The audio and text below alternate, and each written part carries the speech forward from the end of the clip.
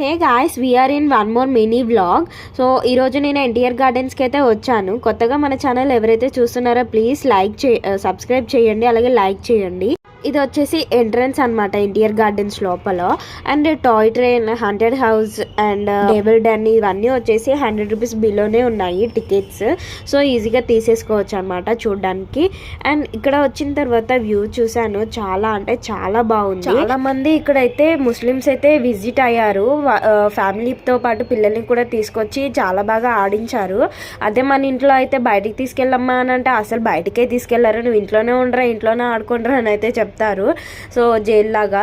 So నాకైతే ఇక్కడ secretary కూడా నాకు చాలా బ్యూటిఫుల్ గా అనిపించింది ఈవినింగ్ వ్యూలో.